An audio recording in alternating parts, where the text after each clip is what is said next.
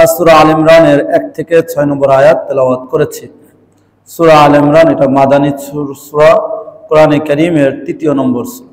এখানে মোট আয়াত সংখ্যা আছে 200, রুকু আছে 20টি। পবিত্র কোরআনে কারীমের মধ্যে সূরা আল ইমরান বড় বড় সূরা 60টির 2য় নম্বর সূরা। সূরা আল ইমরানের নাজিলের প্রেক্ষাপট নিয়ে মুফাসসিরিন কিরাম লিখেছেন। তাফসিরে বাগাবীতে একটি বড় ঘটনা উল্লেখ করা হয়েছে। কেন সূরা আল ইমরান নাজিল হলো? কোন কোন মুফাসসিরিন লিখেছেন যে সূরা আল ইমরানের 1 থেকে 84 আয়াত, কেউ কেউ লিখেছেন সূরা আল ইমরানের 1 থেকে 80টি আয়াত নাজিল হয়েছে এই ঘটনাকে সামনে রেখে। ঘটনাটি হলো, একদা মদিনাতে ইয়ামানের নাজরান নামক এলাকার 60 জন খ্রিস্টান নবী সাল্লাল্লাহু আলাইহি সাল্লামের খেদমতে আসলো। তাদের মধ্যে 14 জন নেতা ছিল। এর মধ্যে থেকে তাদের সর্বোচ্চ ক্ষমতাধর পরামর্শক, উপদেষ্টা, পৃষ্ঠপোষক ছিলেন এক ব্যক্তি। তার নাম ছিল আব্দুল মাসিহ। তাদের মধ্যে এই সফরের সর্দার, এই যে তারা ইয়ামান থেকে মদিনায় আসলো, এই সফরটির সর্দার ছিল এক ব্যক্তি, তার নাম ছিল ইহাম। তাদের মধ্যে একজন ধর্মীয় বড় পণ্ডিত পাদ্রী ছিল, তার নাম ছিল আবু হারিসা। এই গ্রুপটি, দলটি যখন মদিনায় প্রবেশ করে, মদিনার মসজিদে, তখন নবী সাল্লাল্লাহু আলাইহি সাল্লাম সবেমাত্র আসরের নামাজ শেষ করেছেন। আলহামদুলিল্লাহ নাহমাদুহু ওয়া নাস্তাঈনুহু ওয়া নাস্তাগফিরুহু ওয়া নু'মিনু বিহি ওয়া নাতাওয়াক্কালু আলাইহি ওয়া নাউযু বিল্লাহি মিন শুরুরি আনফুসিনা ওয়া মিন সাইয়্যাতি আ'মালিনা। من يهده الله فلا مضل له ومن يضلله فلا هادي له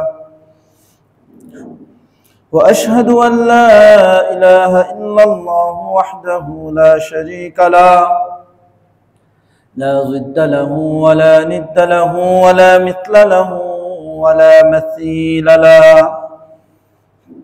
وأشهد أن سيدنا وسندنا ومولانا وأولانا محمدا عبده ورسوله الذي أرسله بالحق بشيرا ونذيرا وداعيا إلى الله بإذنه وسراجا منيرا صلى الله تعالى عليه وعلى آله وأصحابه وبارك وسلم تسليما كثيرا كثيرا.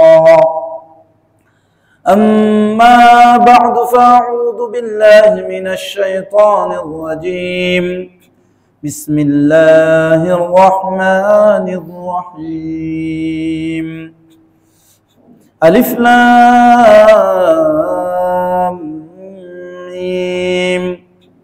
الله لا إله إلا هو الحي القيوم نزل عليك الكتاب بالحق مصدقا لما بين يديه وأنزل التوراة والإنجيل من قبل هدى للناس وأنزل الفرقان إن الذين كفروا بآيات الله لهم عذاب شديد والله عزيز ذو انتقام.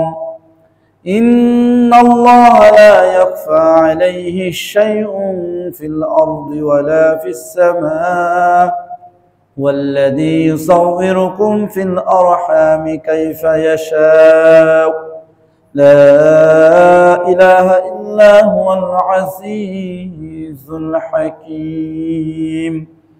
آمنت بالله صدق الله العلي العظيم وصدق رسوله النبي الكريم ونحن على ذلك لمن الشاهدين والشاكرين والحمد لله رب العالمين رب اشرح لي صدري ويسر لي أمري واحلل عقدة من لساني يفقه قولي رب زدني علما رب يسر ولا تعسر وتمم علينا بالخير وبك نستعين يا مستعان محبة الشتى اللهم صل على محمد وعلى آل محمد كما صليت على إبراهيم وعلى آل إبراهيم إنك حميد مجيد اللهم بارك على محمد وعلى آل محمد كما باركت على إبراهيم وعلى آل إبراهيم إنك حميد مجيد মহান রব্বে করিম মহিয়ান গরিয়ান আল্লাহ সুবহানাহু ওয়া তাআলার অগণিত অসংখ্য শুকরিয়া ও কৃতজ্ঞতা আদায় করছি যিনি আমাদেরকে পবিত্র এশার নামাজ আদায় করে তার পবিত্র ঘরে পবিত্র কালামে পাক থেকে তেলাওয়াত করবার বলবার শুনবার তৌফিক দান করেছেন হৃদয়ের গহীন থেকে অন্তঃস্থল থেকে শুকর আদায় করছি আলহামদুলিল্লাহ সূরা আল ইমরানের 1 থেকে 6 নম্বর আয়াত তেলাওয়াত করেছি সূরা আল ইমরান এটা মাদানী সূরা কোরআনে কারীমের 3য় নম্বর সূরা এখানে মোট আয়াত সংখ্যা আছে 200 রুকু আছে 20টি পবিত্র কোরআনে কারীমের মধ্যে সূরা আল ইমরান বড় বড় সূরা 60টির 2য় নম্বর সূরা সূরা আল ইমরানের নাজিলের প্রেক্ষাপট নিয়ে মুফাসসিরিন কিরাম লিখেছেন তাফসিরে বাগাবীতে একটি বড় ঘটনা উল্লেখ করা হয়েছে কেন সূরা আল ইমরান নাজিল হলো কোন কোন মুফাসসিরিন লিখেছেন যে সূরা আল ইমরানের 1 থেকে 84 আয়াত কেউ কেউ লিখেছেন সূরা আল ইমরানের 1 থেকে 80টি আয়াত নাজিল হয়েছে এই ঘটনাকে সামনে রেখে ঘটনাটি হলো একদা মদিনাতে ইয়ামানের নাজরান নামক এলাকার 60 জন খ্রিস্টান নবী সাল্লাল্লাহু আলাইহি সাল্লামের খেদমতে আসলো তাদের মধ্যে 14 জন নেতা ছিল এর মধ্যে থেকে তাদের সর্বোচ্চ ক্ষমতাধর পরামর্শক উপদেষ্টা পৃষ্ঠপোষক ছিলেন এক ব্যক্তি তার নাম ছিল আব্দুল মাসিহ তাদের মধ্যে এই সফরের সর্দার এই যে তারা ইয়ামান থেকে মদিনায় আসলো এই সফরটির সর্দার ছিল এক ব্যক্তি তার নাম ছিল ইহাম তাদের মধ্যে একজন ধর্মীয় বড় পণ্ডিত পাদ্রী ছিল তার নাম ছিল আবু হারিসা এই গ্রুপটি দলটি যখন মদিনায় প্রবেশ করে মদিনার মসজিদে তখন নবী সাল্লাল্লাহু আলাইহি সাল্লাম সবেমাত্র আসরের নামাজ শেষ করেছেন তারা প্রবেশ করে আসরের নামাজ তারাও পড়তে চাইল তারা নামাজ পড়তে চাইল নবী সাল্লাল্লাহু আলাইহি সাল্লাম সুযোগ দিলেন তারা নামাজ পড়লেন কিন্তু তারা পূর্ব দিক ফিরে নামাজ পড়ল মদিনার থেকে কিবলা ছিল হলো দক্ষিণ দিকে মক্কা দক্ষিণ দিকে মদিনা উত্তরে অবস্থিত কিবলা হলো কি দক্ষিণ দিকে বাংলাদেশে মানুষ যে কয় পশ্চিম দিকে নামাজ পড়ছে যাক আমরা সব মনে করি পশ্চিম আমাদের দেশ হিসাবে কিবলা পশ্চিম দিকে সৌদি আরব পশ্চিম দিকে আমেরিকার হিসাবে কোন দিকে পূর্ব দিকে তাহলে তারা নামাজ পড়তেছে কোন দিক ফিরে মদিনায় বসে পূর্ব দিকে অর্থাৎ মদিনা থেকে পূর্ব দিক হলো আমাদের এই দিকে বাংলাদেশটা সেই দিকে মানে এই অঞ্চলটা রাশিয়া টাশিয়া এই অঞ্চলটা হ্যাঁ বাইতুল মুকাদ্দাস তো পশ্চিমে মদিনা থেকে পশ্চিম উত্তর এই দিকে কিন্তু তারা কোন দিকে পূর্ব দিক ফিরে মদিনার পূর্ব না সরি মদিনার পূর্ব মানে তো বাইতুল মুকাদ্দাসে হবে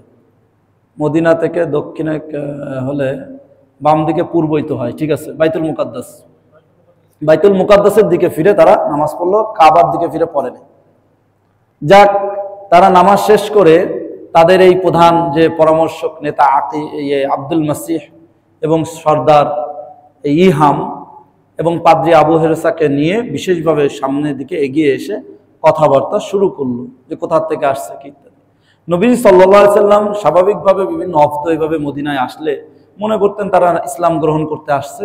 নবী সাল্লাম সুযোগ পেয়ে তাদেরকে ইসলামের দাওয়াত দিলেন। তারা এই কথা শোনা মাত্র, ইসলামের দাওয়াত শোনা মাত্রই পাল্টা উত্তর দিল নবী ইসলামকে যে আমরা তো আপনার আগেই মুসলমান, আমরা আপনার আগেই মুসলমান। নবীজি সাল্লাল্লাহু আলাইহি সাল্লাম বললেন, না, তোমাদের এই দাবি, তোমাদের এই কথা ভুল, এটা সঠিক নয়, তোমরা আমাদের আগে মুসলমান নয়। কারণ হলো যে তোমরা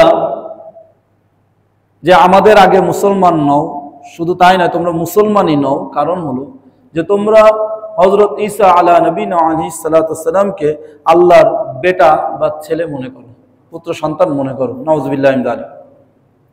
দ্বিতীয়ত, তোমরা ক্রুশের পুজো করো। ক্রুশ, এই যে যোগ চিহ্নর মতন ক্রুশ চেনেন না, এরা গলায় ঝুলায় রাখে, এই ক্রুশের তোমরা কি করো? পুজো করো। তৃতীয়ত, তোমরা শুকরকে খাও, শুকর খাও অর্থাৎ হালাল মনে করো।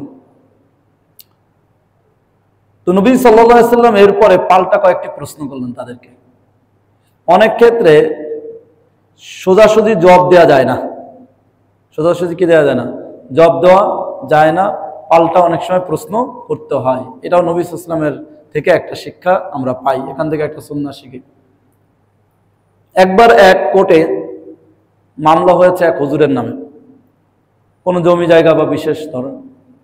হুজুর বেচারা গরিব মানুষ, উকিল ধরার তৌফিক নাই, ক্ষমতা নাই। তো মাদ্রাসার প্রিন্সিপাল, তিনি একটু চালাক চতুর, অভিজ্ঞ বিচক্ষণ মানুষ, তিনি কোর্টে গিয়েছেন হুজুরের পক্ষে ওকালতি করতে। তো যখন নিজেকে পেশ করেছেন যে এই হুজুরের পক্ষ থেকে, এই বিবাদীর পক্ষ থেকে আমি কি দাঁড়াবো, ওকালতি করব। উকিলরা জজের কাছে আর্জি পেশ করেছে, মহামান্য জজ, এই হুজুর আবার ওকালতি কেমনে করবো, সে কোনোদিন এলএলবি পড়ছে, আমাদের মতন গাউন পড়ছে, হুজুর ওকালতি করতে পারবে না। তদুত্তরে হুজুর বলছে, মহামান্য জজ, আমি যদি ওকালতি করতে পারি, তাদের প্রশ্নের উত্তর দিতে পারি, তাহলে সমস্যা কি? উকিলরা পাল্টা জেরা করে যে মহামান্য জজ, সে যদি আমরা একটা প্রশ্ন করব তার উত্তর দিতে পারে, তাহলে আমরা বুঝবো সে ওকালতি করতে পারবে, এই মোল্লা হুজুর। উকিল মোল্লা হুজুরে বলে, হুজুর, আপনাকে একটা প্রশ্ন করব, সেই প্রশ্নের আপনার কি দিতে হবে? উত্তর হা বা না দিয়ে দিতে হবে, কোনো ব্যাখ্যা বুখ্যা দিতে পারবেন না। যদি হা বা না দিয়ে উত্তর দিতে পারেন, তাহলে বুঝবো যে আপনি ওকালতি করার যোগ্য, আপনার ওকালতি মেনে নেব। হুজুর বললেন, উকিল সাহেব, সব প্রশ্নের উত্তর শুধু হা আর না দিয়ে দেওয়া যায় না। উকিল সাহেব বলে, দেওয়া যায়। কয় না, দেওয়া যায় না। কয় যদি দিতে না পারি, এই ওকালতি সারা জীবন জন্য ছেড়ে দিব, কোর্টের বারান্দায় আসবো না। কয় তাহলে আমি একটা প্রশ্ন করি। কয় করেন। উকিল সাহেব, আপনার আব্বা যে মসজিদে যে জুতা চুরি করতেন, এই অভ্যাসটা আছে না নাই? বুঝেন আপনারা প্রশ্ন? আপনার আব্বা যে মসজিদে যে জুতা চুরি করতেন, এটা কি অভ্যাসটা আছে না নাই? বলেন, করছেন উকিল মুসিবতে। ব্যাখ্যা তো যাওয়া যাবে না, এই কথা সত্য কি সত্য নাই প্রশ্ন, এটাও যাওয়া যাবে না, হা আর না দিতে হবে। যদি বলে হা, তার মানে এখনো চোরের বাপ ওকালতি করতে আসছে। আর যদি বলেন না, তাহলে তো আগে ছিল চোর, জুতো চোরের ছেলে, পড়ছেনই মুসিবতে। উকিল সাহেব দিছে কান্না করে। জজ সাহেব বলে, উকিল সাহেব কান্দেন কেন, লজ্জা পাইলেন? উকিল সাহেব বলে, একটা হাদিসের কথা মনে করে কাঁদছি, যে হাদিসটা পড়ে ট্রোল করছিলাম, হাসি দিয়েছিলাম, যে আল্লাহ নবী সাল্লাল্লাহু আলাইহি সাল্লাম বলেন, কাল কিয়ামতের মাঠে আল্লাহর দরবারে সুপারিশ করবে নবী, ওলি, উলামায়ে কেরাম। বলছে, হুজুররা কোনোদিন ওকালতি করেন, এরা আবার কিসে সুপারিশ করবো?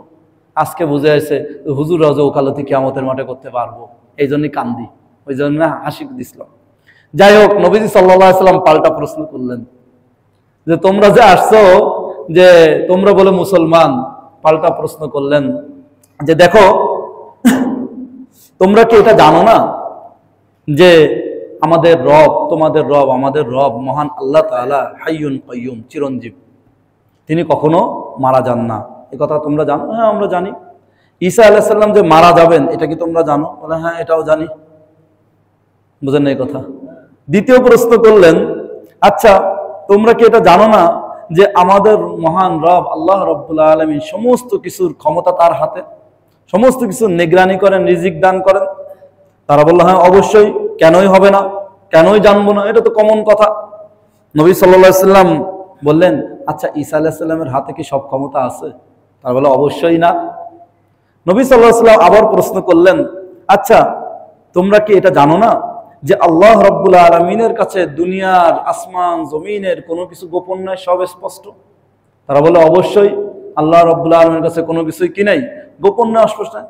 আচ্ছা বলো তো ঈসা আলাইহিস সালাম কি দুনিয়ার সবকিছু জানে, সবকিছু ওনার কাছে? না, ঈসা আলাইহিস সালামের কাছে অবশ্যই সবকিছু স্পষ্ট না, সবকিছু ওনার কাছে পরিষ্কার না। এরপরে নবীজি সাল্লাল্লাহু আলাইহি সাল্লাম প্রশ্ন করলেন, আচ্ছা তোমরা কি এটা জানো না, তোমরা তো ভালো করে আরো জানো যে আমাদের রব ঈসা আলাইহিস সালামকে মায়ের পেটে যেভাবে ইচ্ছা সেভাবে বানিয়েছেন? বলে হ্যাঁ অবশ্যই। তাহলে ঈসা আলাইহিস সালাম নিজের ক্ষমতায় মার পেটে আসেন নাই? আচ্ছা তোমরা কি জানো না আমাদের রব খানও না পানও করেন না, আর ঈসা আলাইহিস সালাম খানও পানও করেন? বলে অবশ্যই, নিঃসন্দেহে। এরপর নবী সাল্লাল্লাহু আলাইহি ওয়াসাল্লাম আবার বললেন, আচ্ছা তোমরা কি এটা জানো না বা এটা বোঝো না যে ঈসা আলাইহিস সালাম তার মায়ের পেটে কি বলে মহিলারা যেভাবে গর্ভধারণ করে সেভাবেই গর্ভধারণ হয়েছেন, যেভাবে জন্ম দেয় সেভাবেই জন্মদান করেছেন, যেভাবে বাচ্চাকে খাওয়ায় সেভাবেই খেয়েছেন? বলে হ্যাঁ অবশ্যই। যেভাবে একজন মানুষ পেশাব পায়খানা করে সেভাবে ঈসা আলাইহিস সালামও করেন? বলে অবশ্যই। আমাদের রব কি এমন করেন? বলে না, আমাদের রব এমন করেন না। লাম ইয়ালিদ ওয়া লাম ইউলাদ, তিনি জন্ম নেন নাই, জন্ম দেনও না, তিনি খানও না পানও করেন না, তার পেশাব পায়খানাও নাই, তিনি ঘুমান না, তন্দ্রাও যান না, এগুলোর থেকে তিনি সব মুক্ত। তখন নবী সাল্লাল্লাহু আলাইহি ওয়াসাল্লাম বললেন, তাহলে তোমরা কিভাবে এই দাবি নিয়ে আসছো যে ঈসা আলাইহিস সালাম আল্লাহর বেটা? বোঝেন না কথা? এখন এরা পুরো চুপ হয়ে গেল, খামোশ হয়ে গেল, কোনো আর উত্তর দিতে পারলো না। তখন আল্লাহ রাব্বুল আলামিন এই সূরা আল ইমরানের আয়াতগুলি নাযিল করলেন। আল্লাহু লা ইলাহা ইল্লা হুয়াল হাইয়ুল কাইয়্যুম।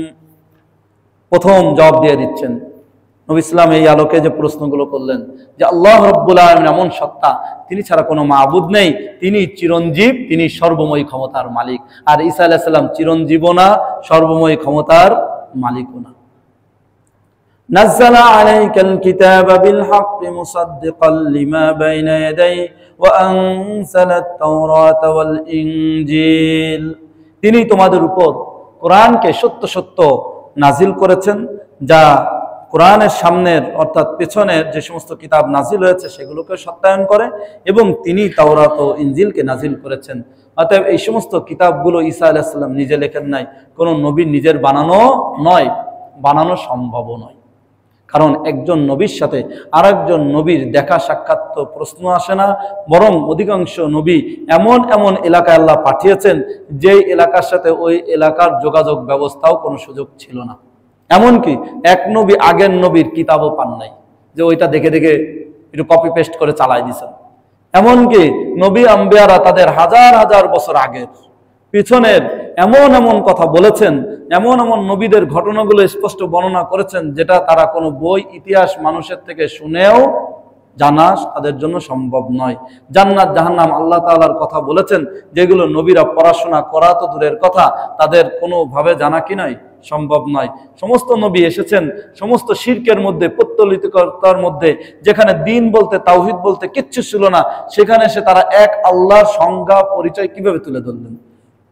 এগুলোই দলিল যে আল্লাহ আলামিন সত্যনিষ্ঠ নবীদেরকে সত্য সত্য কিতাব দিয়েই কি করেছেন, পাঠিয়েছেন, তার আলোকেই তারা বলেছেন। অতএব নবী সাল্লাল্লাহু আলাইহি ওয়াসাল্লাম এই কোরআন কেমনে পাইলেন? একজন আনপড়, কোনোদিন কোনো স্কুলে যান নাই, মাদ্রাসায় যান নাই, কারো কাছে কোনো পড়ালেখা এক অক্ষরও পড়েন নাই, একটা ভাষা পর্যন্ত তিনি কারো কাছে শেখেন নাই, সেই নবীজি সাল্লাল্লাহু আলাইহি ওয়াসাল্লাম কিভাবে কোরআনের এই কথাগুলো বলেন? কিভাবে তিনি জান্নাত জাহান্নামের কথা বলেন? তিনি কিভাবে আদম আলাইহিস সালামের কথা বলেন? তিনি কিভাবে নূহ আলাইহিস সালামের কথা বলেন? তিনি কিভাবে ইব্রাহিম আলাইহিস সালামের কথা বলেন? নবী ইসলাম কিভাবে বলেন যে আনা নবিয়ুন ওয়া আদামু বাইনা রূহি ওয়াল জাসাদ, আমি তো তখন নবী যখন নাকি আদম আলাইহিস সালাম রূহ এবং শরীরের মাঝখানে। সুবহানাল্লাহ। নবী ইসলাম এটা কিভাবে বললেন যে আমি তো তখন নবী, সহিহ মুসলিমে এসেছে, যখন নাকি আদম মাটির খামিরার মধ্যে। সুবহানাল্লাহ। তখন থেকে আমি নবী। উনি এই কথা কেমনে জানলেন? আর আজকাল তো কেউ বলা শুরু করছে নবী নাকি 40 বছর আগে নবী ছিলেন না, 40 বছর বয়স থেকে নবী শুরু হয়েছে, এর আগে কি ছিলেন না? নবী ছিলেন না। নাউজুবিল্লাহ, ভুল আকীদা। নবী সাল্লাল্লাহু আগের থেকেই নবী, বরং আদম আলাইহিস সালাম সৃষ্টির থেকেই কি ওই সময় থেকেই তিনি নবী। হ্যাঁ, তখন তিনি তার নবুয়তের কাজ শুরু হয় নাই। কাজ শুরু হয়েছে কখন থেকে? 40 থেকে। দেন আপনাদের মসজিদের ইমাম সাহেবের এখন তো কোনো কাজ নাই, আছে নামাজের বাদে, কিন্তু উনি কি ইমাম নাই? আছেন, কিন্তু ফজর যখন নামাজ পড়াবেন কার্যকারিতা ওনার শুরু হবে, কথার কথা আর কি। তাহলে অনেক সময় অনেক চাকরি বা জব বা কাজে অ্যাপয়েন্টমেন্ট দেয়, কিন্তু তাহলে আপনি এখন থেকে আমাদের এমপ্লয়ি, জব শুরু হবে কবে? আগামী মাসের 5 তারিখ থেকে কাজ শুরু হবে 5 তারিখ, কিন্তু আপনি এমপ্লয়ি হয়ে গেছেন। বুঝেন না এই কথা? তো নবীজি সাল্লাল্লাহু আলাইহি সাল্লাম নবী, কার্যক্রম ওনার দাওয়াতি কাজ, মানুষের মধ্যে মেহনত শুরু হয়েছে কবে থেকে? 40 থেকে। এই সমস্ত নবীজি সাল্লাল্লাহু আলাইহি সাল্লাম বিভিন্ন আসহাবে কাহফের কথা না বলেছেন, মুসা আলাইহিস সালামের যুগের কথা বলেছেন ওনার থেকে 3500 বছর আগে, ইব্রাহিম আলাইহিস সালামের কথা বলেছেন ওনার থেকে 5000 বছর আগে, আদম আলাইহিস সালামের ঘটনা, নূহ আলাইহিস সালামের ঘটনা বিভিন্ন কথা বলেছেন ওনার থেকে 7000 বছর আগে। এগুলো কোত্থেকে বললেন ভাই? হাজার হাজার বছর দূরের কথা, 50 বছর আগের কথাই তো আমরা বলতে পারি না ঠিক মতন, নাকি? বুঝেন না এই কথা? এই যুগের নবী, এই 1400 বছরের আগের আমরা ইতিহাসগুলো বলতে পারি ঠিক মতন? বলতে পারি না। 1400 বছরের কোরআন হাদিসে যা আসছে, এই সমস্ত ইহুদি খ্রিস্টান গবেষক বিজ্ঞানীরা বলতে পারে নূহ আলাইহিস সালামের কোথায় কি হয়েছে, জীবনে বের করতে পারবো? কিচ্ছু। কোথায় ড্রাগনের ফসিল বের করে, বুঝেন এই কথা? এই সমস্ত হাবি বের করে দেখায়, আমরা অনেক কিছু গবেষণা করে বের করছি। পারলে নূহ আলাইহিস সালাম বের করো না, পারলে আদম আলাইহিস সালাম বের করো, কি পারবো বের করতে? বলো না ইব্রাহিম আলাইহিস সালাম কই, কি ইত্যাদি বলো। কাবা শরীফে যে ওনার পায়ের কি সাপওয়ালা পাথর আছে, এরকম কিছু একটা দেখাও না, পারলো কি পারবো বলতে? কিচ্ছু পারবো না, এদের কাছে কিচ্ছু নেই। তাই আমাদের নবী ইসলাম কোত্থেকে বললেন এগুলো? আসহাবে কাহফের গুহা কই, ইয়াজুজ মাওজুজ কোথায় আছে, দাজ্জাল কোথায় আছে, এত বলে টেকনোলজি, এত বলে ইন্টারনেট, এত বলে স্যাটেলাইট, এত বলে চাঁদে যাও, তো দাজ্জাল কই খুঁজে বের করো না দেখি একটু। কি তোমরা তো দাজ্জালের পুজো করো, একটু সালাম দিয়ে আসো, আসসালামু আলাইকুম দাজ্জাল ভাই, কবে আসতেছেন? কি কথা বলছেন এই কথা? একটু দাজ্জালের কাছে শুনে আসো না, কবে আসবে, আমরাও সেইভাবে একটু প্রিপারেশন নেই। এত বলে টেকনোলজি তোমাদের কাছে আছে। নবী ইসলাম দাজ্জালের খবর জানাই দিলেন না? নাই, কোরআন হাদিসে ইয়াজুজ মাওজুজের কথা বলেছেন। নবী ইসলাম বলেছেন, বুখারী মুসলিমে আছে যে আমাদের প্রতি একজনের মাথায় ইয়াজুজ মাওজুজ হবে 1000। প্রতি দুনিয়ার একজন মানুষের বিপরীত ওরা থাকবে কত? 1000। তাহলে কত ইয়াজুজ মাওজুজ আছে? এর আগে দুনিয়া অনেক মানুষ মারা যাবে হত্যাযজ্ঞ হয়ে, এটাও আছে, কিন্তু হয়েও তো তার মানে বিশাল ব্যাপার। প্রতি মাথা পিছু 1000 করে লোক থাকবে। কত মানুষ এখনো ইয়াজুজ মাওজুজ আছে? কয়েক লাখ, কয়েক কোটি তো মনে হবে। যে কয়েক লাখ, কয়েক কোটি মানুষ যদি কয়েক হাজারও হয়, কই আছে? আজকে তো পৃথিবীর এই মাথা থেকে ওই মাথা, এই উত্তর থেকে পূর্ব, দক্ষিণ, পূর্ব থেকে পশ্চিম, সব গুগল ম্যাপে এই সেই করে সব স্যাটেলাইটের মধ্যে নিয়ে আসছো। কোথায় সেই ইয়াজুজ মাওজুজ? বুঝেন না এই কথা? কোথায় সেই দাব্বাতুল আরদ? সূরা কাহফের মধ্যে আল্লাহ এগুলোর আলোচনা করেছেন। কোথায় সেগুলো? কে বললো? কে খবর দিয়েছেন এগুলো? কোরআনে আল্লাহ নবী সাল্লাল্লাহু আলাইহি সাল্লামের মুখ থেকে আমরা এটা জেনেছি। তাহলে এগুলো কি নিজের বানানো? এগুলো নিজের বানানো নয়। মিন ক্বাবলু হুদাল লিন-নাসি ওয়া আনজালাল ফুরকান। আল্লাহ রাব্বুল আলামিন বলেন, ইতিপূর্বে মানুষের হেদায়েতের জন্য আল্লাহ তাআলা আসমান থেকে কিতাব নাজিল করেছেন, বিশেষভাবে এই যুগের মানুষের হেদায়েতের জন্য তিনি ফুরকান, কোরআনকে নাজিল করেছেন। কোরআনের একটা বিশেষ নাম হলো ফুরকান। ফুরকান মানে পার্থক্যকারী, হক ও বাতিলের, সত্য মিথ্যার মাঝে। অর্থাৎ কোরআন এসে পিছনের যত কথা আছে, যত মতবাদ আছে, ইজম আছে, সবকিছুর মাঝে হক না হকের পার্থক্য করে দিয়েছে। ইন্নাল্লাযীনা কাফারু বিআয়াতিল্লাহি লাহুম আযাবুন শাদীদ আল্লাহু আজিজুন যু ইনতিকাম। নিশ্চয়ই আল্লাহর এই সমস্ত আয়াতগুলোকে যে অস্বীকার করবে তাদের জন্য রয়েছে কঠিন শাস্তি। অর্থাৎ এই যে কাফের তোমরা আসছো, আজকে যদি এইগুলো না মানো, না বিশ্বাস করো, তোমরা কুফরি করো, তাহলে তোমাদের জন্য রয়েছে কঠিন শাস্তি। আল্লাহু আজিজুন যু ইনতিকাম। আর আল্লাহ তাআলা মহাপরাক্রমশালী, প্রতিশোধ গ্রহণকারী। তিনি ক্ষমতা রাখেন, যে কোনো প্রতিশোধ নিতে পারেন। আজকে তোমরা কুফরি করবা, চম্পট দেখাবা, আল্লাহর বিদ্যাঙ্গুলি দেখাবা, আল্লাহও শাস্তি দিতে পারেন, প্রতিশোধ নিতে পারেন। এত টেকনোলজি, এত কিছু। আল্লাহ করোনা দিয়ে দেখাইছে না? কাফের গোষ্ঠী বেশি মরছে না? আমেরিকায় হাজারে হাজার, কাতারে কাতারে মরছে না? ইটালিতে মরছে না? কেমন মরছে। মুসলমান রাষ্ট্রতে এরকম মরেই নাই, কিছু হয় না। ওদের সারা দেশ, সারা তো দূরের কথা, সারা এলাকায় গ্রামে যা মরছে, আমাদের সারা দেশ মিলেও কে তা মরেনি, আলহামদুলিল্লাহ। তাহলে এই করোনার মোকাবেলা করতে পারছে। এক টিকা আবিষ্কার করে খুব দেখাইছে, এখন তো দেখাইছে টিকার মধ্যে কি ফিকা রয়েছে। হ্যাঁ, ফেক টিকা, বেহুদা টিকা, আরো মানুষ বিভিন্ন রোগে আক্রান্ত হয়েছে। আমরা হুজুররা বলছি কত মানুষ খেপছে, 3 ফিট দূরে দাঁড়ান, ওই দাঁড়ান, তাই দাঁড়ান, বলায় খুব খেপছে। এখন কি বেরোইছে, এই সমস্ত নীতি এগুলো ছিল ওদের পুরো বুয়া, পুরো বোকাস, আমাদের আইওয়াস। আমরা মনে করছি আরে বাবা বিজ্ঞান কি না জানি দিছে, কিচ্ছু দেয় নাই, কোনো করোনার কোনো চিকিৎসা ইত্যাদি দিতে পারে নাই, পুরো ব্যর্থ প্রমাণিত হয়েছে। আল্লাহ রাব্বুল আলামিন দেখা দিয়েছে। আল্লাহ রাব্বুল আলামিনের যদি প্রতিশোধ নিতে হয়, আল্লাহ বড় কিছু নেন না, ছোট্ট ছোট্ট ব্যবহার করেন, ছোট্ট ছোট কি করেন, ব্যবহার করেন। নমরুদের মতন এরে ল্যাংরা মশা দিছে কে, নাকি বিশাল বাঘ পাঠাইছে, হস্তি বাহিনী নিয়ে আসছিল কাবাগত ধ্বংস করবে। আল্লাহ কি বাড়াইছেন, সিংহ বাহিনী, হ্যাঁ পাখি বাহিনী বাড়াইছে, যে হাতির কানের বাতাসে জায়গা। আর তারপরও কি ছোট্ট ছোট্ট পাখি, তয়রান আবাবিল, ছোট্ট ছোট্ট পাখি। মুখে একটা ছোট্ট নিছেন, কে কি কত বড়, এত বড় পাথর নাকি পাখির মুখে, আমাদের সোলার মতন, 2 পায়ে 2টা, কত বড় পাথর ধরে, সোলার মতন, 3টা সোলা বুট, চানা বুটের মতন কি করছে, পাথর মারছে, হস্তে বাহিনী শেষ। আল্লাহ অনেক বড় নিছেন। করোনা বাড়াইছে একটা ছোট জীবাণু, এখন তো লোকে ন্যানো কি বলে টেকনোলজি, অনেক সূক্ষ্ম থেকে সূক্ষ্ম, মাইক্রোস্কোপ ছাড়া ধরা যায় না। আল্লাহ কয় দ্বারা আমিও পাঠাচ্ছি, তোদের মাইক্রোস্কোপ ছাড়া ধরা যাবে না, যে প্রতি সেকেন্ডে করোনার জিন পাল্টায়। আল্লাহ রাব্বুল আলামিন দেখাই দিল তিনি সমস্ত ক্ষমতার মালিক। ইন্নাল্লাহা লা ইয়াখফা আলাইহি শাইউন ফিল আরদি ওয়ালা ফিস সামা। আল্লাহ রাব্বুল আলামিন এই প্রথম 3-4টি আয়াতের মধ্যে আল্লাহ তাআলা তাওহীদকে, কোরআনের রিসালাতকে কি করলেন, প্রমাণ করলেন। এরপর আল্লাহ তাআলা তার 2টা বিশেষ গুণকে উল্লেখ করতেছেন। একটা বিশেষ গুণ হলো যে আল্লাহ রাব্বুল আলামিন সমস্ত ইলমের, সমস্ত জ্ঞানের তিনি আধার অধিকারী, তিনি জানতা, সবকিছু তিনি বোঝেন, সবকিছু তিনি খবর রাখেন।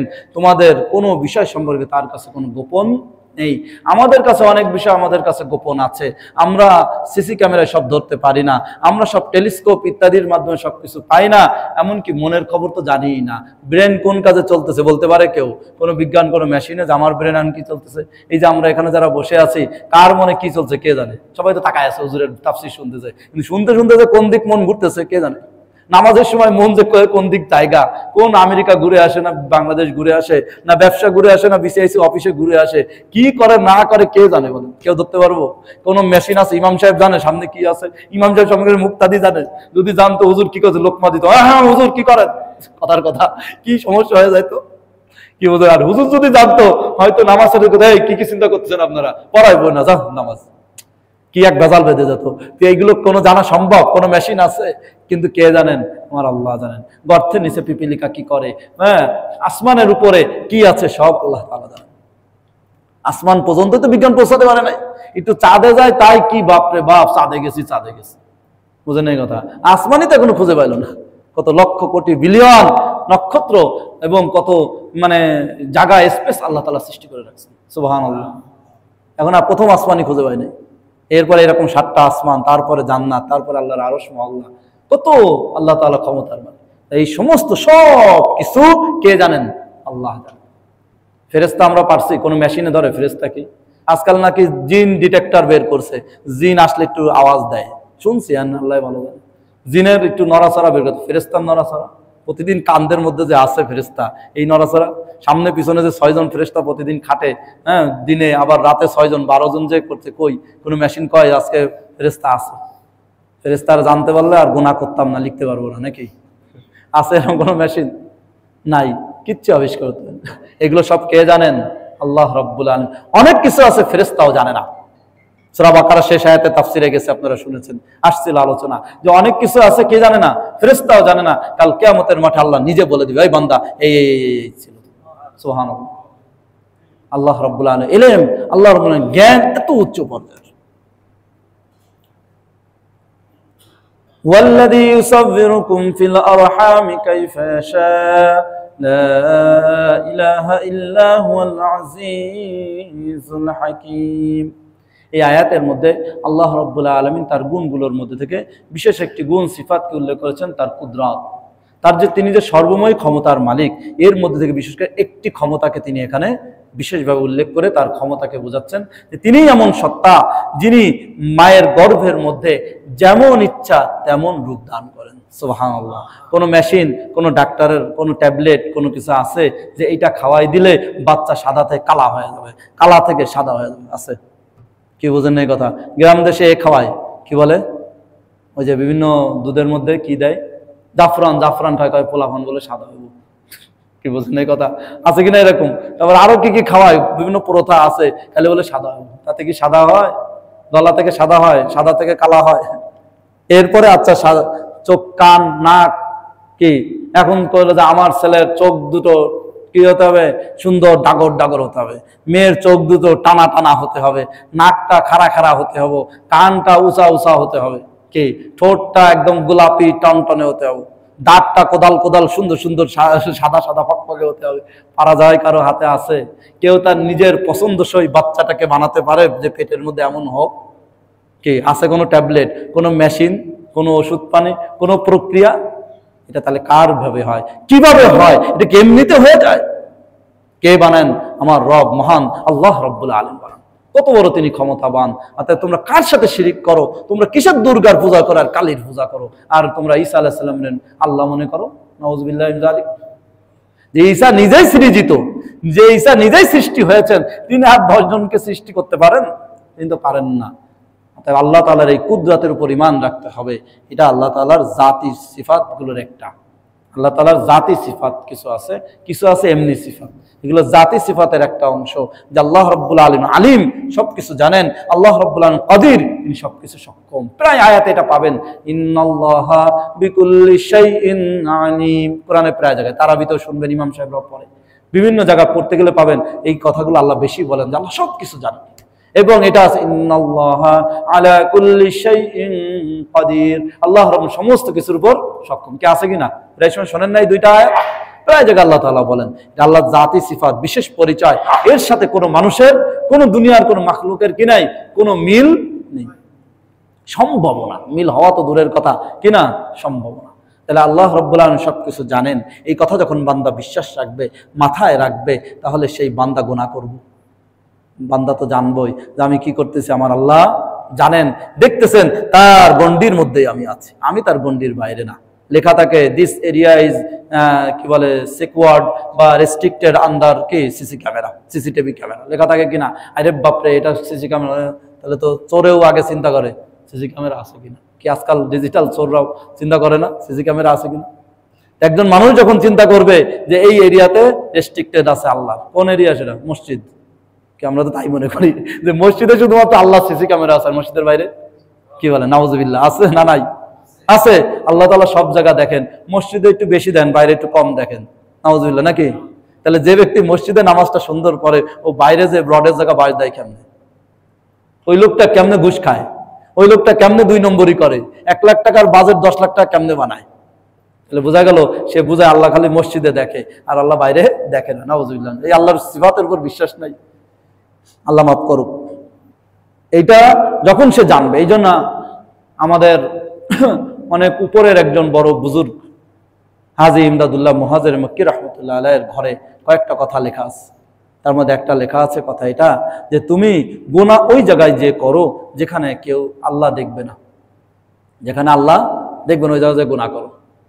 উনি নিজের শিক্ষা নেওয়ার জন্য, উপদেশ নেওয়ার জন্য কথাগুলো লিখে রাখছেন। এটা সবসময় স্মরণ করার, যে গুনাহ ওখানে যে করো যেখানে আল্লাহ দেখবে না। কোন জায়গাটা? আমেরিকায় আল্লাহ দেখে না, কারণ বাংলাদেশের নিচে তো, আমাদের পায়ের নিচে না আমেরিকা। কথা বুঝেন না কথা? তাহলে আল্লাহ দেখে না? না চাঁদে যে মাপ, দুনিয়ায় না আজাব টাজাব সবকিছু, চাঁদে মাপ, চাঁদে যে গুনাহ করবো নাকি? নাউজুবিল্লাহ, না আল্লাহ সব জায়গায় দেখেন? সব জায়গায় দেখেন। উনি একথা লিখছেন 2 নম্বরে, যে তুমি এতটুকু গুনাহ করো যতটুকু তুমি জাহান্নামের শাস্তি সহ্য করতে পারবো। কতটুকু পারবো? কি বোঝেন কথা? মোটেই পারবো না। তাহলে সগীরাও করতে পারবো না, কবিরা তো প্রশ্নই আসে। কি বোঝেন এই কথা? অনেক জরুরি কথা, এত অনেক জরুরি কথা। এই 2টা কথা যদি একজন মানুষ মনে করে, পারলে বাসায় লিখে রাখেন, সবসময় প্রতিদিন স্মরণ করেন, দেখবেন যে মানাটা সহজ হয়ে যাবে।